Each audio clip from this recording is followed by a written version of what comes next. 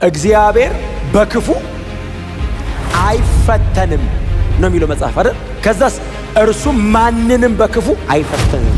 እርሱ በክፉ ስለማይፈተን ማንንም እግዚአብሔር በክፉ አይፈትንም። ሰው በገዛ ምኞቱ ሲሳብና ሲታለል ነው የሚለው ይፈተናል። ደክሞ ኃጢአት ሰርቶ ተጸጽቶ ንስሐ ስለሚገባው ሰው አይደለም አይደል እያወራ ያለው?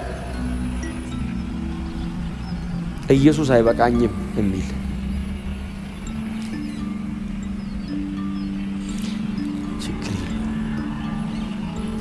ባህር ጎናቸው የኃጢአት ደሞዝ ሞት ነው በሉት። አይ አንተ ኃጢአተኛ ነህ እኮ በሉት አይደለም ያልኳችሁ፣ ተፈራራችሁ። የኃጢአት ደሞዙ ሞት ነው በሉት። መጽሐፍ ቅዱስ ነው አይደል እንደሱ የሚለው? እንደሱ አይደል የሚለው? ኃጢአት ስራው ነው፣ ደሞዝ ክፍያው ነው። ወር ላይ እግዚአብሔር ይከፍላል። የኃጢአት ደሞዝ እንክፈል ብሎ ሲከፍል ለኃጢአት ሰውየውን አስበው በሸነና ሲል ከርሞ ፕሬዝ ጋድ ብሎ ሲመጣ ሞት። በጽድቅ የሚኖረው ጌታን ብሎ የሚኖር እንደ ሕያው ቃሉ እንደ ወንጌል እውነት ቀጥ ብሎ የሚኖረው ሰውዬስ የዘላለም ሕይወት። ኃጢአት ሲኖር ቀላል፣ ክፍያው ሲሪየስ። ጽድቅ ሲኖር ቀላል አይደለም፣ ክፍያው ዘላለማዊ ረፍት ነው። ሁለቱም ዘላለምን ነው አይደል? ዘላለም ላይ ነው ኢፌክቱ፣ መሬት ላይ አይደል? ዘላለም ላይ መበስበስን በመንፈስ ነው ሕይወትን። እንደነዚህ አይነት ክፍሎችን በፍጹም ዲናይ እንዳታረጓቸው፣ ዲናይ እንዳትክዷቸው እውነት ስለሆኑ። አሜን ነው። አንዳንዴ እነዚህ ጭፍልቅ አድርገናቸው መሄድ ያምረናል። ወዴት? መጽሐፍ ቅዱስ የሚያስተምረው ትምህርት ነው። እግዚአብሔር በጣም ሲሪየስ ነው። ድሮም ዘንድሮም እግዚአብሔር በጣም ኃጢአትን እንደዚህ አያልፍም። አሁን በምንድን ነው ምህረት? በክርስቶስ ደም። ያንን የክርስቶስን ደም ካክፋፋስሰው የተሰራውን ስራ እምቢ ካለስ ያንን ሊወቅሰው የተሰጠውን የዘላለምን የሕይወት የጸጋ መንፈስ ከረገጠ ሌላ የለም። ለኃጢአት የሚሆን ሌላ መስዋዕት አይኖርም። ክብር ለእግዚአብሔር ለአምላካችን ነው። አንድ ክፍል እናንብብ። ሮሜ ላይ ሄደን እናንብብ እስቲ። ሮሜ 13:14 ምንድን ነው የሚለው? ይልቁንም ጌታ ኢየሱስ ክርስቶስን ልበሱት ይልና ምኞቱን የሚፈጽም ዘንድ ለሥጋ በሐሳባችሁ አትመቻቹለት። ምኞቱን ይፈጽም ዘንድ በሐሳብ ለሥጋ አትመቻቹለት። ምንድነው የሚላቸው? በኃጢአት ጸንተን ብንመላለስ። ሮሜ ላይ ጳውሎስ ምንድነው የሚለው ደግሞ? አትመቻቹ። ቆንጆ ቃለች። አትመቻቹለት። ሊመታ ሊሰድ ሲል ፉትሆልድ አታዘጋጅ።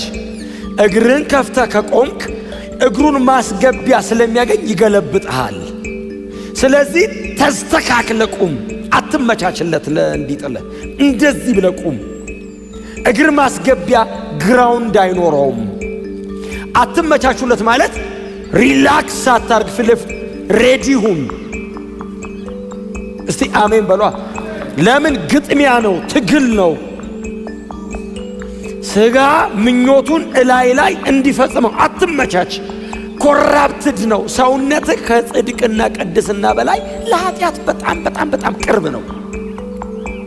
በንጽህና ለመኖር ነው ዋጋ የምትከፍለው። ኃጢአት ለመስራት ቅንጣት ታክል ዋጋ አትከፍልም። ከሰራ በኋላ ነው ዋጋ የምትከፍለው። ለመስራት ኃጢአት ዋጋ አያስከፍልም። በንጽህና መኖር ነው ዋጋ የሚያስከፍልህ። ስለዚህ አትመቻቹ ለምን ምኞቱን በእናንተ እንዲፈጽም አትመቻቹ። ይፈልጋል ከያዘ በኋላ የፈለገውን ያደርጋል ባንተ። የጽድቅ የጦር ዕቃ ነው መሆን ያለበት አካላችሁ። አሜን ነው።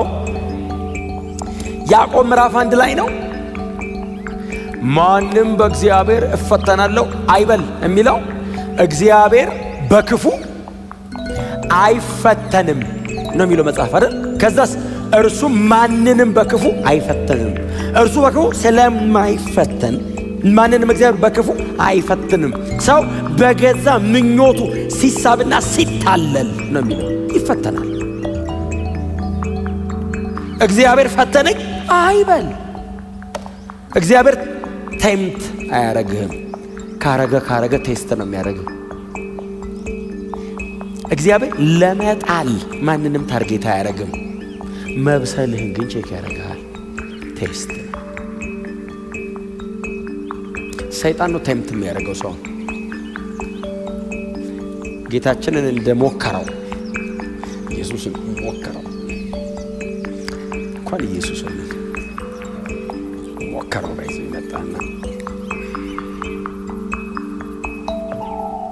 ራበህ እንዴ ነው የሚለን እኮ ሲመጣ። ኢየሱስ ተርቦ አይደል እንደ የመጣው? ኢየሱስ ጋር መጣን፣ ድንጋዩን ዳቦ አድርገዋል። የመጀመሪያው ሰው በሚበላ ነው የወደቀው። ሁለተኛውም ሰው ጄኒዩን የሆነው ንጹህ የሆነው ሰው ሲመጣ የሚበላ ነው። የመጀመሪያው ፈተና የሚበላ ነው ባይዘ። የመጀመሪያው ጥሎታል፣ ተሳክቶ። ሁለተኛና ሶስተኛ አልፈተነውም። በመጀመሪያው ነው ጠብ ያለው የመጀመሪያው ሰው። የድሮ የቀድሞው አባታችን አንቀይረናል። እኛ በጌታ ነን። ኧረ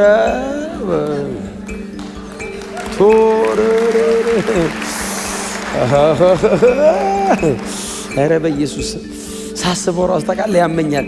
ሰውን ውር ነው የሚያደርግ። ኧረ እኛ በጌታ ነን።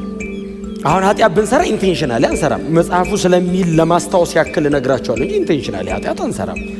ደክመን ልንሰራ፣ ድንገት ስተን ልንሰራ ምናምን ሊሆን ይችላል እንጂ ክርስቲያን የክርስቶስን ደም እያከፋ አይኖርም በፍጹም። በውስጣችን ያለ የክብር መንፈስ አለ። ኢየሱስ ጌታ ነው።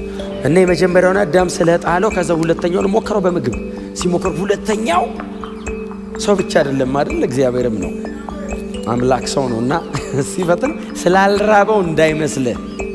ቀጥሎ ደግሞ ሰይጣን ድንጋዩን ዳቦ አርግ ቢለው ኢየሱስ ሆነ አንድ ድንጋይ ወስዶ ዳቦ ሁን ብሎ መግመጥ ነው እንዴ? መሬትን ምድር ብሎ የጠራት እሱ አይደል? ይችላል ማረግ። እኔ ግን እንደዛ እያረኩ አልኖርም። ለእኔ ትምህርት ነው። አየ እሱ ይችላል። ማን ይከለክለዋል? እሱ እኮ ባለቤት ነው። ለእኔ ግን እንደዛ ሁሌ ድንጋይ ዳቦ እያረኩ ስለማልኖር ፕሪንሲፕል ነው አስቀምጥ። ሰው በእንጀራ ብቻ አይኖርም ከእግዚአብሔር በሚወጣ ቃል ጭምር እንጂ ብሎ አዳሜ ሳታትን ኢየሱስ አገኝ አይደል? ጣል። ከዛ እንደገና መጣ ፈታኝ ወደሱ ቀርቦ የሚል ቃል ነገር ነገሮች እንዳይሰናከሉ መላእክት ከእግዚአብሔር ጋር ደግሞ ሊያጣለው። አየ ከእግዚአብሔር ጋር ደግሞ አሁን በአፒታይቱ መጣ አልቻለው።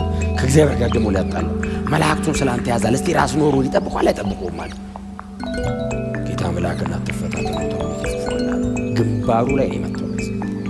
ሶስተኛውን ዙር መጣ። ሶስተኛው ግን በጣም ከባድ ነው አይደል?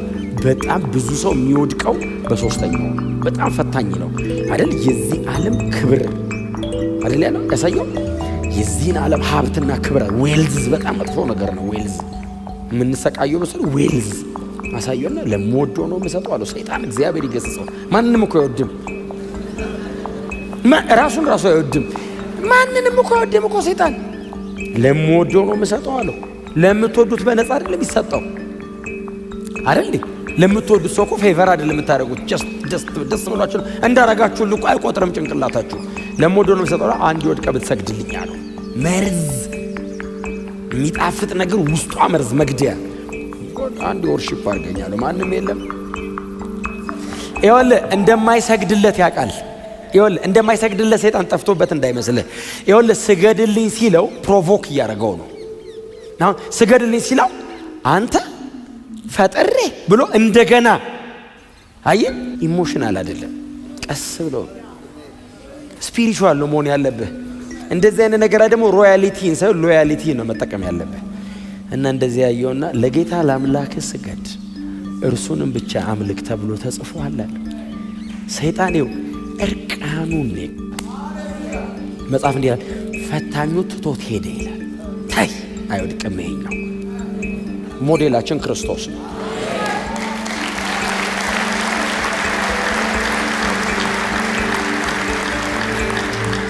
ኢየሱስ ለዘላለም ጌታ ነው። ስለዚህ ቦርናኪ የሆነ ክርስቲያን በእግዚአብሔር አይፈተንም። ራሱ ግን በምኞቱ ሲሳብና ሲታለል በኃጢአት ይፈተናል። እና ፕሮቴክት አርግ። ምኞት ኃጢአትን፣ ኃጢአት ሞትን አይደለም ይላል። ምኞት ዘር ነው፣ ኃጢአት ጽንስ ነው፣ ሞት የሚታቀፈው ነገር ነው። ታዲያ ግደለው ነው አይደል? ግደለው። ልክ ሲመጣ ኖ የሆነ ስቴፕ ኖ ኖ ኖ። እስቲ አሜን በሏ። ከዛ የምትቀጥለዋን ቁጥር ልንገራችሁ። ቁጥር 27 የሚቀረው ይልና የሚያስፈራ ፍርድና የእግዚአብሔርን ጠላቶች የሚበላ ብርቱ እሳት መጠበቅ ነው። በእውነት የከባድ ነገር ነው። አንድ ጥቅስ ላንብብላችሁ። ሁለተኛ ተሰሎንቄ ምዕራፍ 1 ላይ ቁጥር 6 እስከ 9 ብናነበው ደስ ይለኛል። ሁለተኛ ተሰሎንቄ ምዕራፍ 1 የእግዚአብሔር ጠላቶችን የሚበላ እሳት አይደል? የሚያስፈራ ፍርድ፣ ቀጥሎስ የእግዚአብሔርን ጠላቶች የሚበላ እሳት ነው። ከዛ በኋላ ለኃጢአት የሚሆን መስዋዕት የለም። ሰው በኃጢአት ጸንቶ ከኖረ፣ አመፀኛ ከሆነ፣ እምቢ ካለ፣ የእግዚአብሔርን ወንጌል እምቢ ካለ፣ ቃሉን ከናቀ፣ እንደ እግዚአብሔር ቃል አልኖርም ካለ የሚያስፈራ ፍርድና የእግዚአብሔርን ጠላቶች የሚያቃጥል ብርቱ እሳት። ሁለተኛ ተሰሎንቄ ምዕራፍ 1 እግዚአብሔር ጻድቅ በመሆኑ መከራን ለሚያመጡባችሁ መከራን ይከፍላቸዋል።